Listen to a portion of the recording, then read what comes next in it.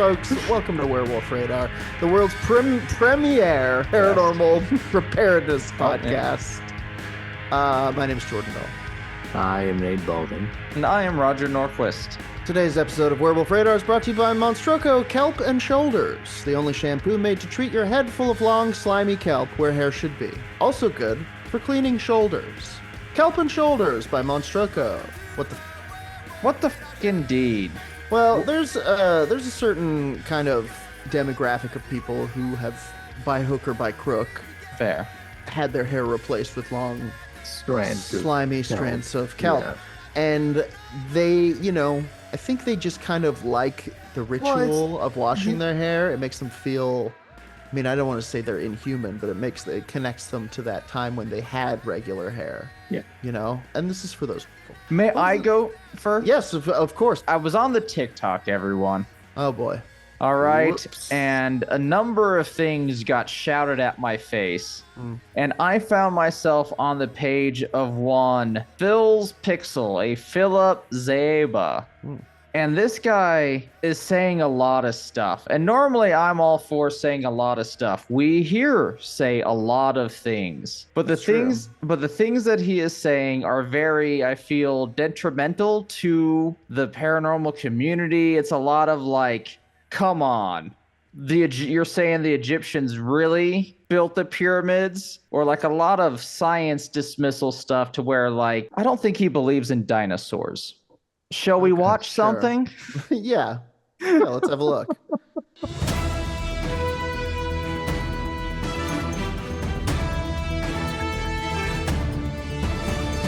Let me share my page, make sure the sound's up. Perfect. So here's the one that kind of broke me. Someone asking him the question, only question I have is, why haven't we found giant bones? Why haven't we found giant bones? Very good question. Let's go into it. And I, of course, as you see up there, have evidence of things. Oh, and also the Wikipedia for Ted Nugent. I was trying to find out his son's rap name, but it is not part of it. So the search goes on. So don't judge me for that, okay? I'm not snoogles fantasy reading about my favorite guitarist. He's a very bad guitarist. Please don't hold me really to that. Terrible. No, that's not true. He actually is a good guitarist. He's average compared to other people of his own generation. He's average compared to me. Okay. Come at us, Nooge Talk. There we go. Oh, but we may actually have, my friend. We may already have. Let's take a second to get a few people mad out there with these photos of excavated giant bones found all over the world. But why would they be mad? Which this made me so mad, everyone. I can't tell you how mad this particular one made me. That one?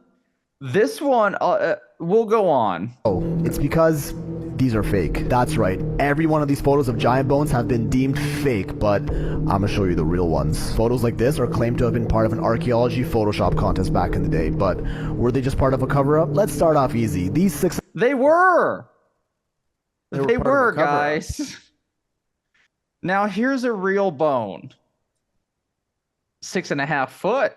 6.5-foot femur bones are confirmed real and weigh around 1,100 pounds. But they were of course labeled as dinosaur bones, belonging to a species called sauropods. Real convenient being able to just slap a dinosaur label on any potential giant remains you ever find. A lot of people will say, it's only one bone, where's the rest of the giant then? Oh yeah? Where's the rest of the dinosaur, motherfucker? But you know what, they might actually... Exactly. Where's the rest of the dinosaur, motherfucker?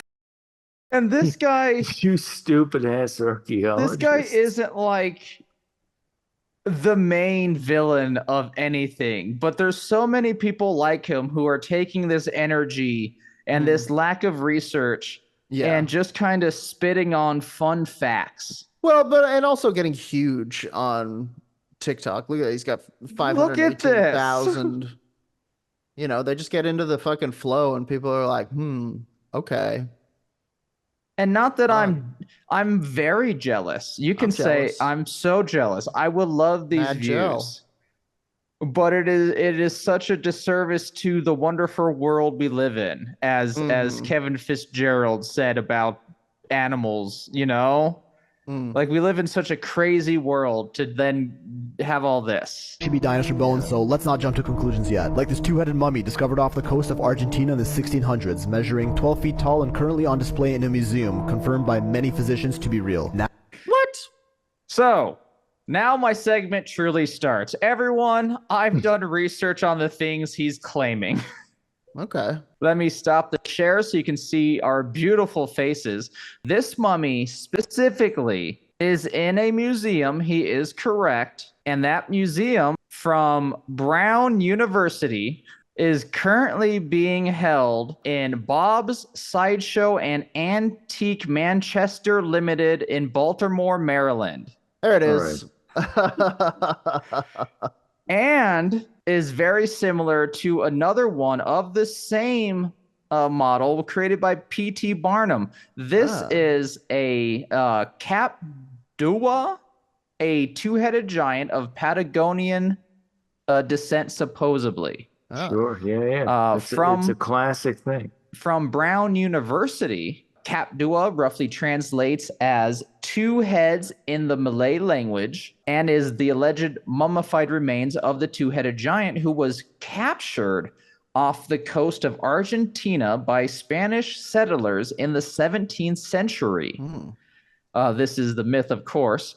In the ensuing struggle over his capture, the giant was skewered, Elden Ring style, through the heart by a pike.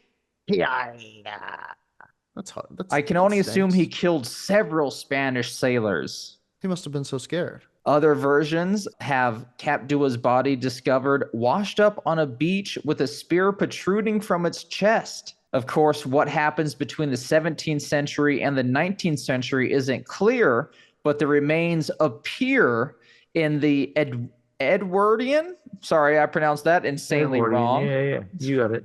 Oh, did I? Yeah. Good for me. Edwardian era horror circuits and sideshows. So it just kind of appeared in the 19th century with your freaks and geeks, if you will, your circus culture. Now, I'd love to hear this guy talk about the Fiji mermaid. It is of that same quality of, if I mess up a corpse enough, you can't tell me this isn't real.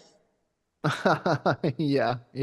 Well, it is. It was this, he's like, he very specifically went out of the way to be like, which is in a museum.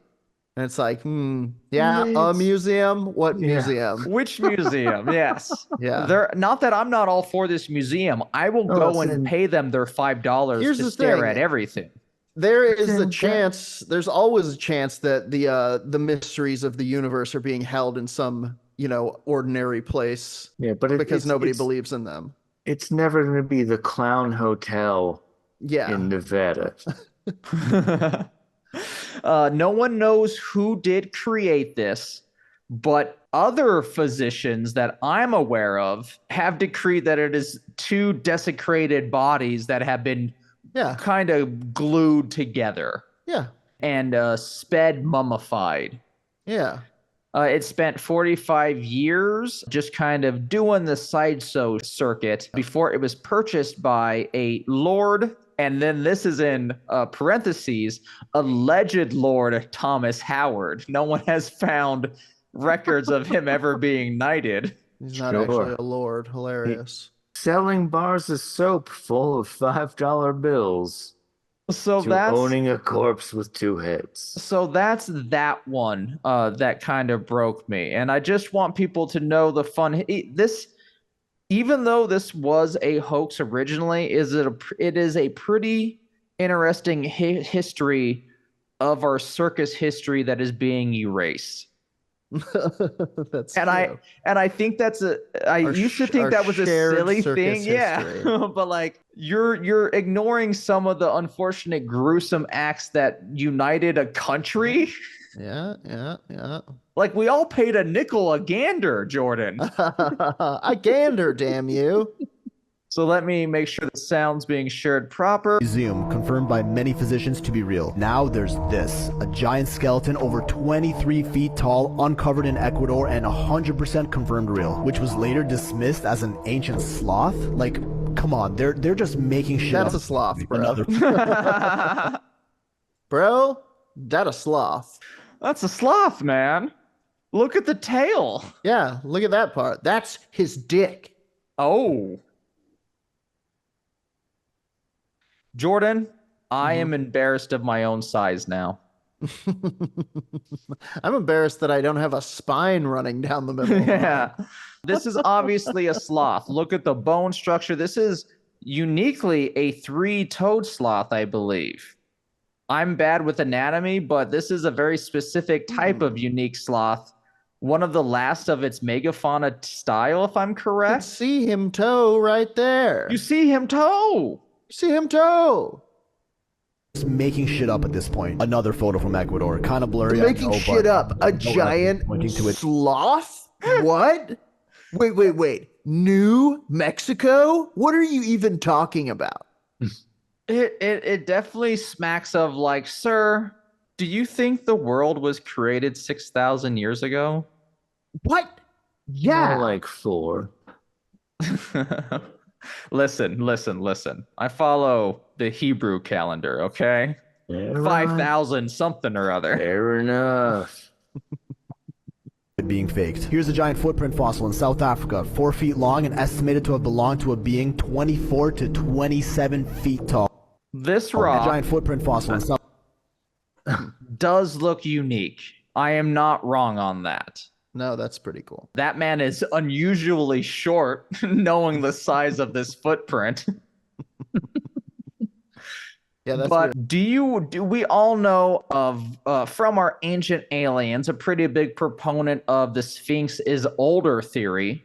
We've all read our Ancient Aliens. Dr. Robert Schock. Our Anunnaki today. Yeah, we've all read Anunnaki today, right? Of course. So Robert M. Schock, geologist from Boston University, who has multiple times put his career on the line and gotten countless geologists to go, I don't know, Egyptologists, the Sphinx enclosure walls were definitely eroded by water, and all of our evidence says it. The enclosure walls are definitely a lot older than what you're saying, based on science.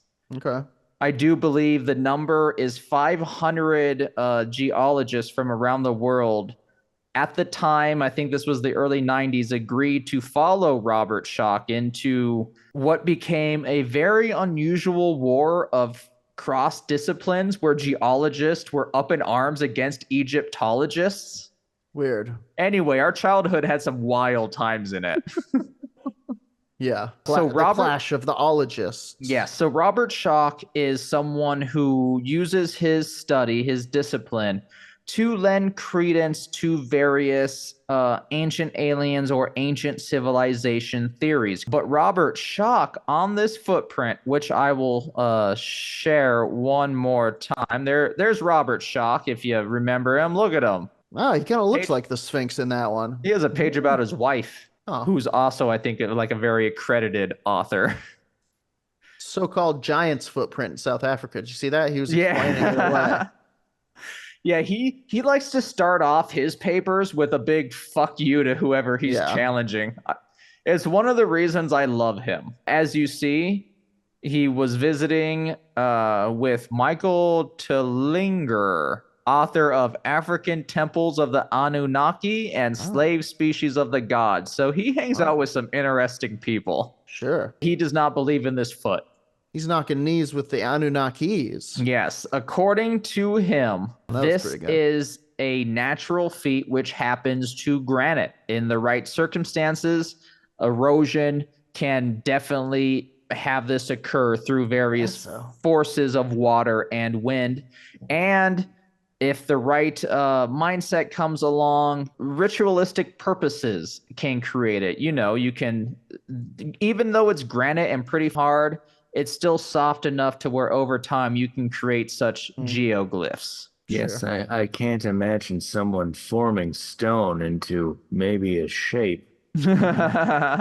South Africa, 4 feet long and estimated to have belonged to a being 24 to 27 feet tall. And finally, there's this, a much more human-looking femur bone, and not as thick as the others. Wow. Dug up in the Euphrates Valley in Turkey, measuring 47 inches and estimated to have belonged to a giant over 20 feet tall. Crazy. All confirmed real, and giant excavations like these used to get widely reported in newspapers all the time back in the late 18 to mid-1900s. And we all know why that is, because they didn't know about dinosaurs. Yes.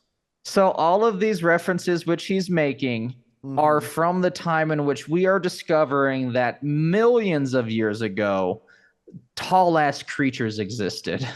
Yes, they did. And they clearly did. And that's where we have our myths of dragons. Although I believe some dragons were kind of real. We have which ones? The main ones? The top ones? The main ones, the arch dragons.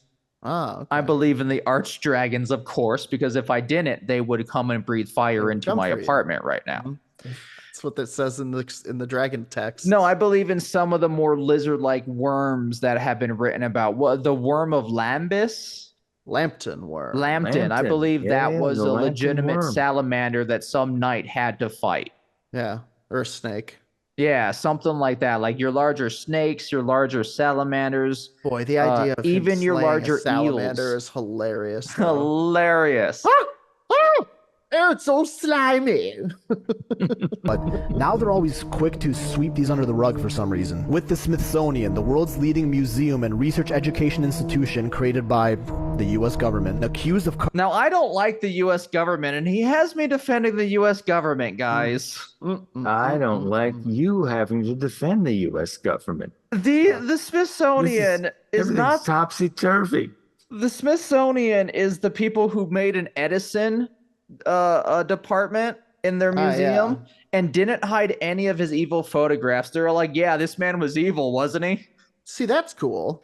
That's good. Up all giant findings and instead putting the spotlight on how fake the fakes are, like they did with the San Diego giant in 1865. Now, this is the one I know so much about. What about it?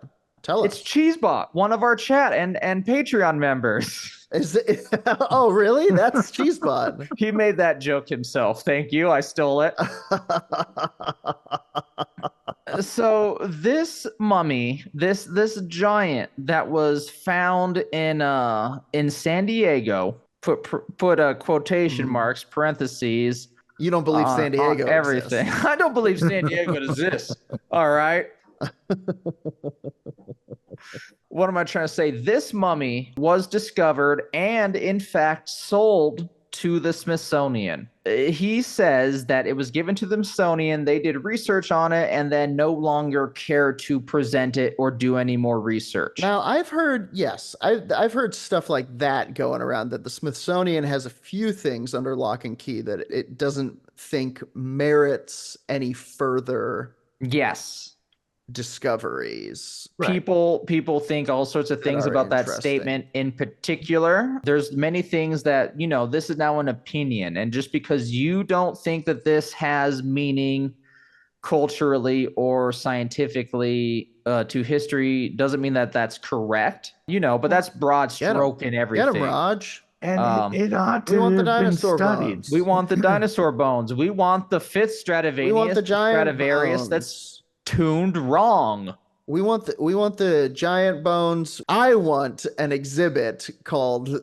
The Giant Liar Bones of Lysolvania. And if they're so fake, let us see them. We'll make an exhibit about how fake they are. That's fun too. And it is fun, and that's what's going on here. Because said body was made of gelatin.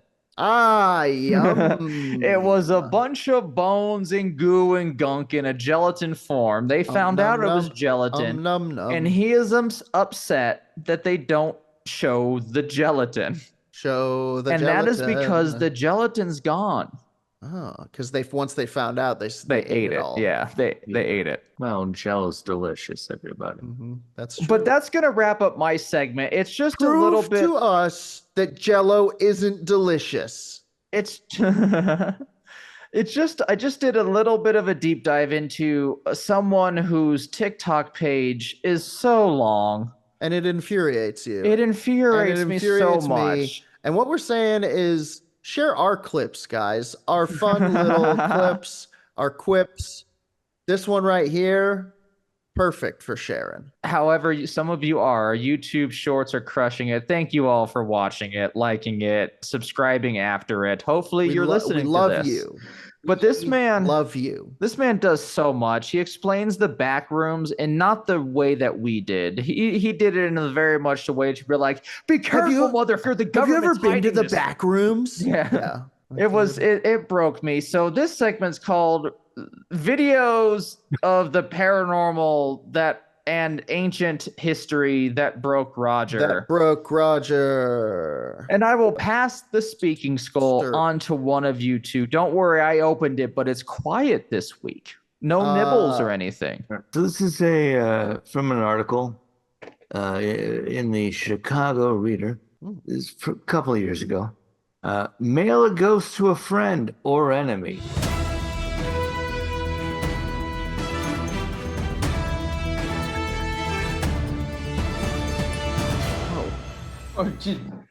Yes, I have so many of both. And weirdly, one does not want it and one does want it. The Chicago-based company Ghost Express lets you anonymously haunt whoever you want. So what's it called again? Because I'm ordering both of you a ghost. Ghost Express. Don't you dare. Don't you dare. Roger, I broke a mirror yesterday. I don't need the bad luck. I put my credit card in. And this is not a joke, but it's by a guy named Tim Frisbee. This is a very funny episode. Now that's good fun right there.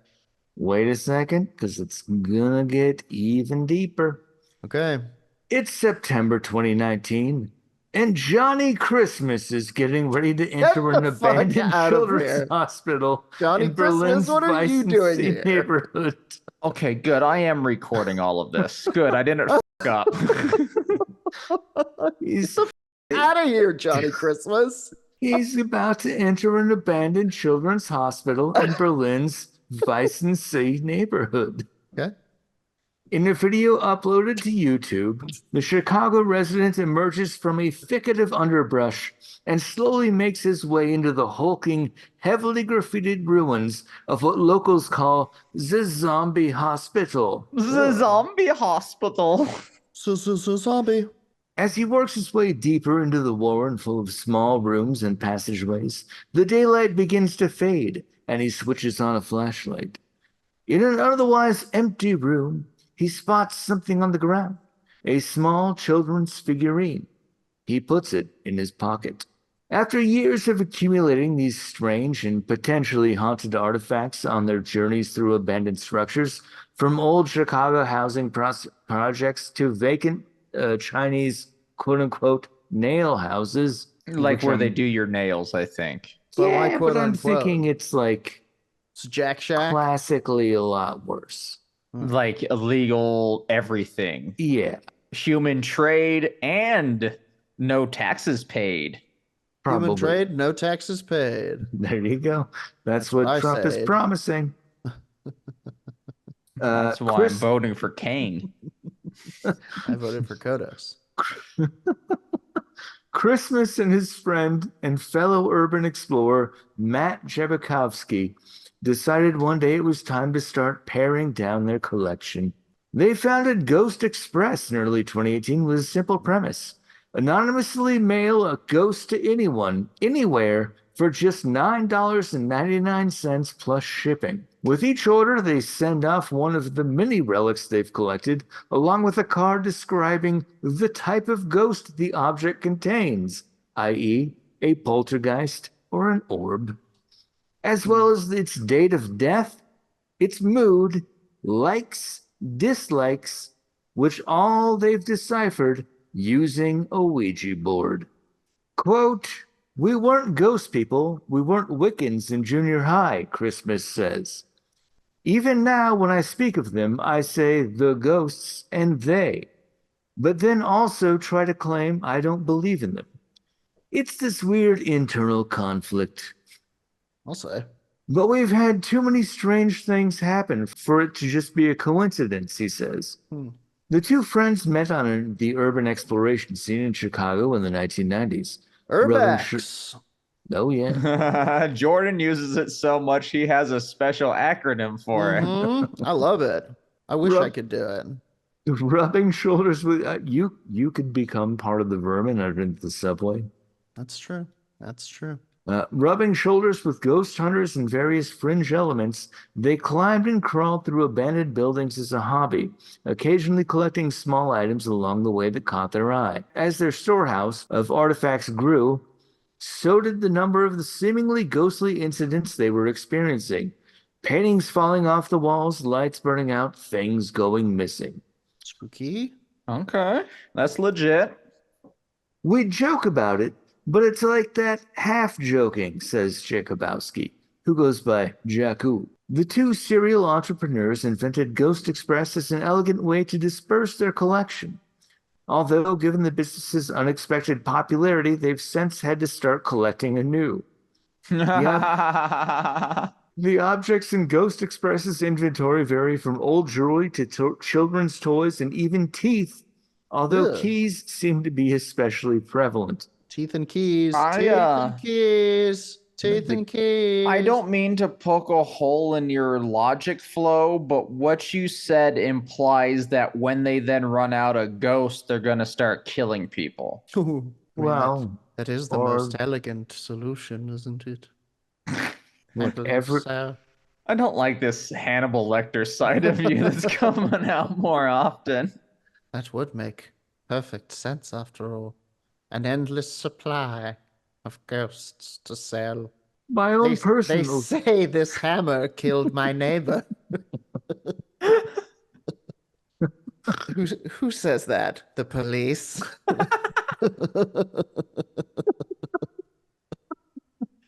It's his alibi. The hammer did it. It's one of those hammers. I said, please, hammer, don't hurt him. He did. Okay, all right. My own personal theory is ghosts were once human, and they're probably lost and confused and want to go back home, Christmas says. So we trapped him and sold him at $24.99. Good Lord. They remember a key is what they use to get back into their house. All we can do is speculate. While the spectral properties of the objects are ultimately open for interpretation, Christmas says the idea of anonymously ascending someone a ghost is also just plain fun. His name is Christmas. It's Johnny Christmas. I can't get past. Yo, it's Johnny Christmas. I got a thing to sell you. That sounds like what somebody who can't remember Santa Claus's name would call Santa Claus. Johnny Christmas over here. Do you mean Santa?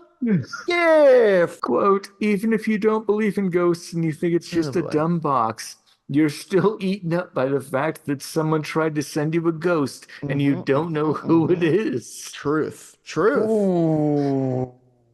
Oh, that's fun. Roger loves it. He's vibrating with glee. A little bit. I haven't smiled this much in so long. Do it. You should send somebody a ghost. Oh, dude. I should send my dad a ghost.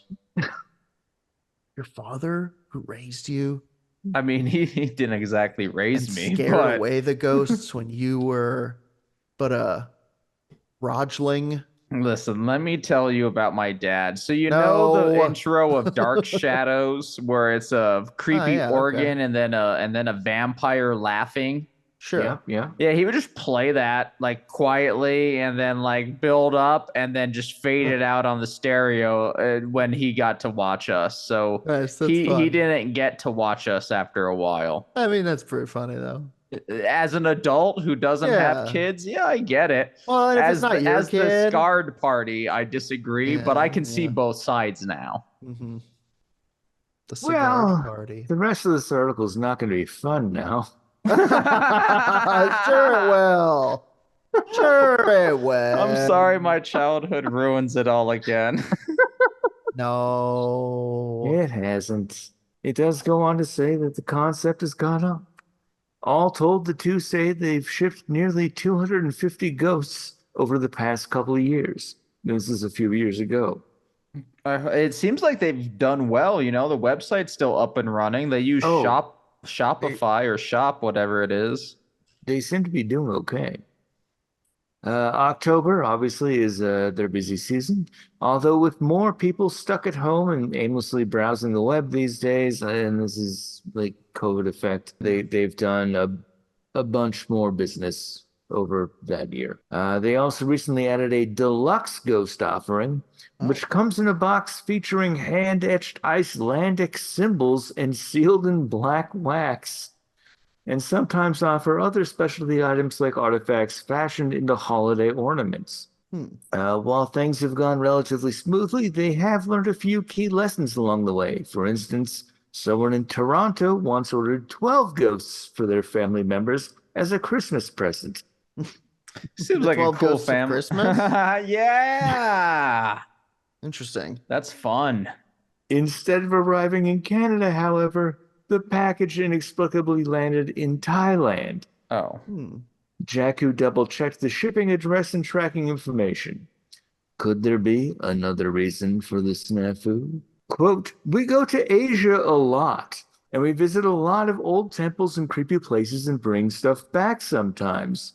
Fair. We wondered if I some think that's ghost... a crime. I think it probably is. We wondered if some ghost had figured out how to try and make its way back home. It was super weird." And then Jakku goes on to say, "We have a rule now. We don't ship more than 4 ghosts at a time." The package becomes too powerful. Ghost Express has also improved its spirit containment facility, like Yes. actually in Ghostbusters. Go on, sir. After Cool as fuck. consulting some classic occult tomes like grimoires and the Necronomicon, Grimoires and nomicons throughout the Books land. and books. We read some books, everyone. Christmas says they've been able to better contain any potential ghostly emanations. He carved ancient signs into the doors of the cabinet housing their collection and also surrounded it with a circle of salt. If the salt has been disturbed for a while, weirdness comes afoot, says Christmas. Every now and then, I'll go retouch it just in case. I mean, what would the book of the Mad Arab teach you other than there is I no don't hope? know. It's an actual piece of fiction. Yeah, on top of that, but no, let's give it credence as a real book. It didn't teach you anything useful. It was It just drives you insane. Yeah, but he read it. One thing that they still haven't figured out, however, is how the ghosts feel about all this. Quote, "I try not to think too hard about the idea of kidnapping ghosts," Christmas says. Maybe they liked where they were, or then again, maybe they were trapped and welcomed the chance to escape. Hey, maybe they love being kidnapped. Maybe. I wonder if there's a syndrome based around that. At the end of the day, he says he hopes things work out for both the object's new owner and the ghost. "I hope someone puts it on a shelf, walks past it every day and says, 'Hi, ghosty,' even if they're kidding. I mean, I don't believe in ghosts, but here we are." Sure. I believe in ghosts as far as a money-making mechanism in capitalism. Yeah, it seems to be really lucrative. It's at least $25 per. There you go. No, at least $13.99. It's on sale. Oh, okay. Yes, and that's the Anyway, key. That's the key model. Oh, Yeah, is let me share there it. a key master? Yeah, you can be the key master with this. Key master of the key model. And then the deluxe package, as described, Norse runes, because Icelandic runes mean nothing. Yeah, no, he obviously didn't do any real research, but Likes or dislikes, front. And then underneath it says nice. Dislikes front, likes back. All right. Well, can we? Is that? Do I get the skull now? Yeah. The skull is all of yours. Tumble me the skull. Tumble, tumble, tumble, tumble, tumble. Ow! My back hurts. Did you guys know my back hurts? What about your pussy and your crack? Whoa, it is my neck and my back. So I wanted to talk That to might be y'all a today sciatica thing. about, that is true, I have had sciatica in the past. Anyway, a little island in Venice called Poveglia.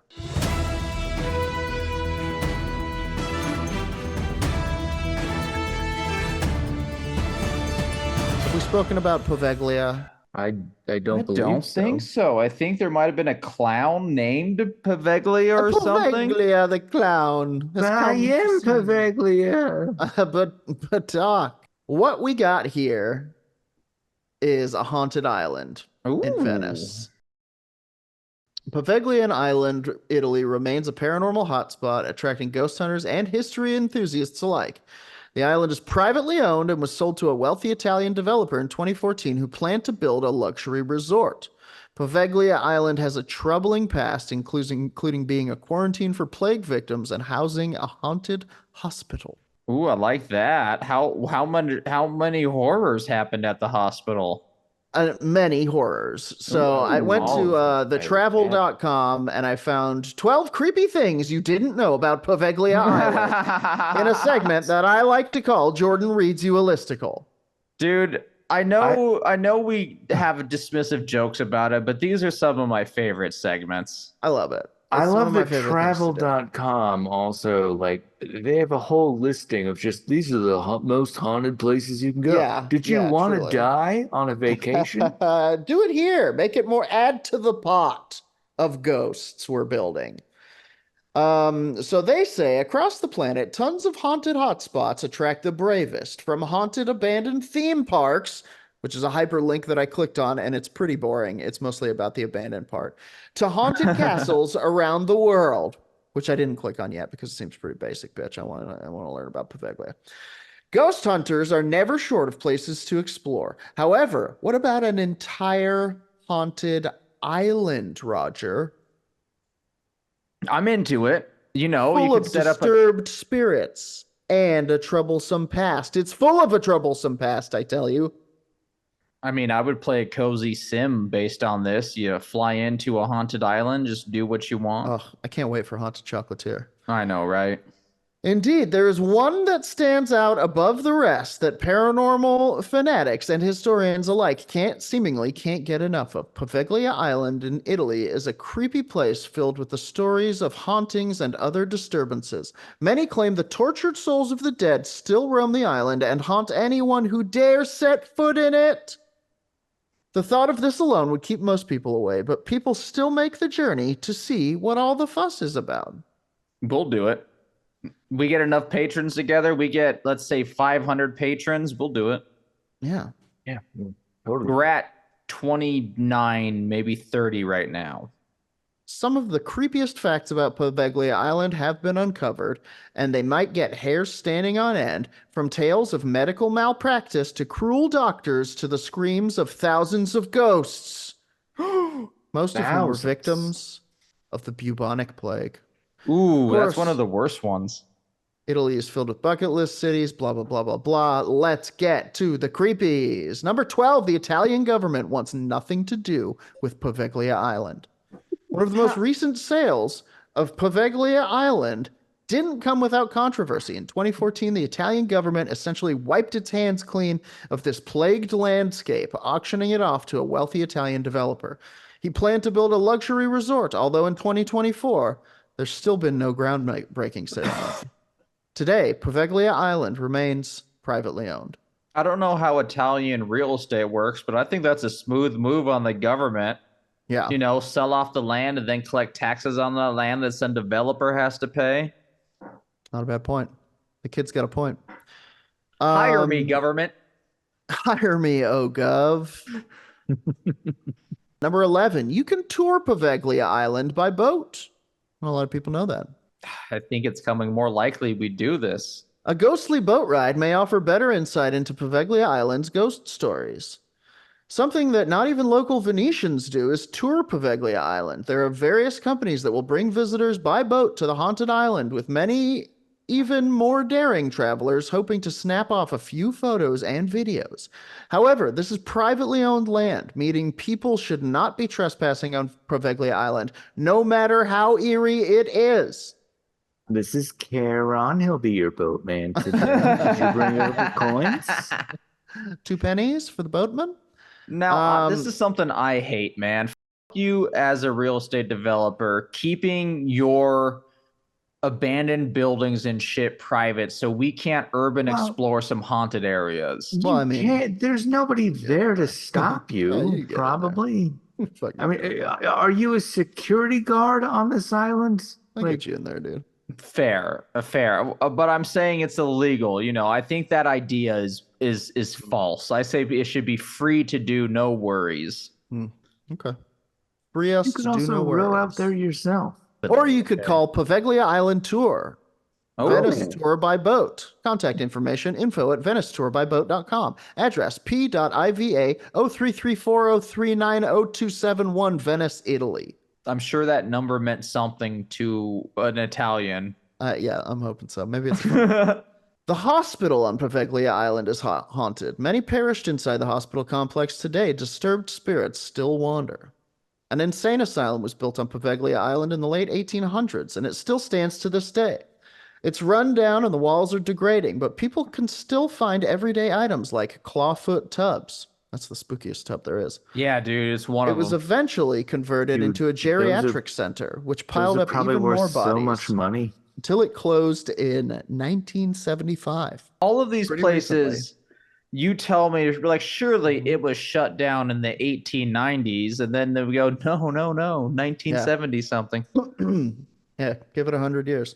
Many illegal visitors have reported hearing strange noises and feeling the touch or scratches of ghosts, which is indicative of paranormal activity. A construction crew even left abruptly after trying to restore the old building, and people have speculated it is because they disturbed the ghosts. Dude, that's something we need to do as a segment next week or in the future. Disturbing the ghost. Disturbing the ghost. Construction tales of ghost encounters. Oh, that's a good one. That's a good, yeah. They say, note, the hospital on Poveglia Island still stands, although it's falling apart. This remains one of the more supernatural places on the island. Number 9, more than 100,000 human remains lie on the island. That is so many. So many, yeah. That's plague victims. Too many. Okay, that's slightly better than like a war massacre, I guess. Yeah. Well, so this must have been a burial site for like the entirety of Venice. Yeah, this is where Poveglia is bodies. A mass burial ground. It's no secret that people died on Poveglia Island from a variety of horrible causes. What most people don't know is that the number of deaths on Poveglia Island is upwards of 100,000. And even this is just a guess. It could be more. Yowza. I definitely believe it's more. They just lost count. Bodies got moved together. Yeah. It explains why this place is considered one of the most haunted places in the world due to the sheer number of people who died terrible deaths in such a small area. Their bones and ashes litter the ground at this site and serve as a constant reminder that when someone ventures onto this island, they might not be its only visitor. Number 8, plague victims were taken here to die. The bubonic plague turned this island into a quarantine for those suffering from the incurable disease. Essentially, due to its location, it turned into a place for the Venetians to ship the sick and dying. When people died of the plague, those living would dig holes where they would burn the bodies. They would then cover them over and put a sign over the burial site warning others to stay away. Still, the dead, as well as the living, continued to infect others as the island gradually became a cesspool of disease. Some of the sick were even burned while they were still alive. Yikes. Yikes, indeed, man. Just wash your hands. It wasn't even that. It was the fleas. Oh, yeah. The island's owners never lived there. Luigi Brunaro bought Poveglia Island, yet never stayed long. There's quite a bit of debate as to how many times Poveglia Island has exchanged hands, but it's clear that Italy doesn't want it. As mentioned earlier, it was originally sold to developer Luigi Brugnaro in 2014, and he had made arrangements to rebuild it into a luxury hotel. It's unclear what he plans to do with the area now that nothing has been done in the past 5 years. So this is from what, 2019? But it does seem as if he doesn't want to live there. It has never been discussed that he would take up residence there, and nobody would blame him due to the dark history this place holds. Number 6, it smells of decay. Bummer. Well, that's a negative, I suppose. Yeah, it He's still like, smells I'll of human build when that decay. smell goes away. Just leave the island open. The Many wind will people take the smell. believe it is because of the dead that were buried in their graves without being burned or properly wrapped to reduce the smell. It definitely kills the real estate value if you can't find a way past all of the ghost stories, and we can only imagine the consistent stench coming from the ground. Terrifying. I don't think that's a thing, though. I think that's a ghost smell because, Good like, Lord. that happened all over Europe, and all of Europe isn't that smelly. Jordan, you were just there. How smelly is it? There are some stinky corners, but it's just like any city. Yeah, that's what I was thinking. Number 5, more than 50% of the soil is composed of human ashes. Oh, Jesus Christ. How's that possible? It has been recorded that over 50% of the unknown? soil is composed of human ash and remains. This is an insanely high number, it says on the article. So much. Every step is basically part of a human that didn't make it. It's a graveyard, but one that people might want to avoid due to the type of terrible treatment people face during their lives on the island. Bad vibes. It is illegal to visit, and locals don't want to. Can you visit Poveglia Island currently? The answer is no. It's illegal to visit the island and has been for some time due to Italian law, and because it's privately owned. But that hasn't stopped some curious travelers from taking a boat over to the island. The closest most locals will get to the island today is with their boats and fishing nets if they need to be dried. Otherwise, they understand a bad omen when they see one. Apparently, locals want the land to remain in Italian hands rather than that of a foreign buyer, although that doesn't mean they want to visit it or come anywhere near. Let Werewolf Radar buy it. We'll buy it for $150. We'll Charred get a guy named bones. Enzo and make him an official radar member. Charred bones still wash up on shore. Shut the up. This was so long ago. The Poveglia Islands remains still haven't all washed away. In fact, some of them keep coming back. There have been claims that people have continued to find the charred bones of the past inhabitants washed up on the shore. It's creepy to imagine being the one to have to find these remnants, not to mention the worry that the person they belong to might have had the plague. Yep. Interestingly, Poveglia Island is some of the newest archaeological discoveries in Italy. Is home to some of the newest archaeological discoveries in Italy. Ooh. Archaeologists recently dug up some of the bones from one of the island's mass graves. Boy, could you imagine being on that dig? Spooky. So it's entirely possible that the erosion is wearing away the soil that was keeping them hidden. Number Score 2. 1 for climate change. A doctor tortured patients in the mental hospital. Of course he did. Okay, now we're Of here. course he did. There's a story about one of the doctors in Poveglia Island's insane asylum. He is said to have carried out unsanctioned experiments on some of the patients. Reportedly, he would open up their skulls and play with their brains. Well, that's... I mean, how else are you going to find out you can't ratatouille someone? It's said that the ghosts of his past patients eventually drove him mad, and he committed suicide off the bell tower. Good. Harsh stance from Roger or Werewolf Radar, but I say good. Number 1, the number 1 creepy thing you didn't know about Poveglia Island is some say you can still hear the screams of the ghosts. I thought for sure it was going to be the price that you have to pay to buy the island. According to It's witnesses, already been paid. Screaming is a regular thing on Poveglia Island. Souls. The dead never rest on this island, says thetravel.com. According to some, it's possible to hear the moans and screams of their tortured souls. Some even claim to hear voices yelling at them to stay away and never come back, which is another level of creepiness. It might strike fear in the heart of every person who wants to visit Poveglia, but most probably wouldn't want to spend the night here, even if one of the haunting stories, if even one of the haunting stories is remotely true. So there you go. That's a little primer on Poveglia Island, the haunted plague island of Venice. And that does it for this week's episode of Werewolf Radar. We've done it. I'm proud of us there. Of spookiness and come to the other side. My back still hurts, but I think things are looking up. Mm-hmm. You got to sit up straight, like I just did. I'm trying. It's all right. Let's all try it together. Okay. I'm up. Yeah, it's not working. Folks, thank you for listening to the podcast as you so often do. Thank you for telling your friends about it. Thank you for giving us 5-star reviews wherever 5-star reviews can be dropped off. And thank you most of all for being your spooky dang selves. Shout out to Chuck from Snappy Little Numbers for our intro and outro song. Check us out on twitch.tv/werewolf_radar. Check us out on Twitter, Instagram, werewolfradar.com. Yep. What else, Raj? Merch store, werewolfradar.com. Check out that Werewolf Radar. You said the Patreon, patreon.com/werewolf radar. You got merch, all sorts of merch with art designed by Jordan.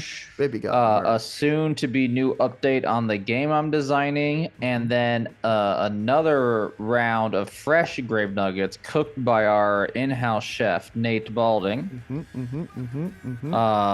Subscribe to the YouTube, hit the follow button, thumbs up some videos. Hell yeah. Share them. Tell your friends. Tell your mom. Tell your dad. Share this week's clip. Who knows what it will be? Who knows? I mean, future me will know, but that's future me. Yeah. But who knows what terror lurks in the hearts of men? Future Roger knows. I do. Because of what's happening tomorrow morning. What's happening tomorrow morning? I gained my powers. Oh, damn. So stay tuned for that. Until next time, as always, our sign-off line on the count of 3. 1, 2, 3. Punch the sky, Spaceman Joe. Punch it. Punch it well. Punch it good. Punch it all around the well.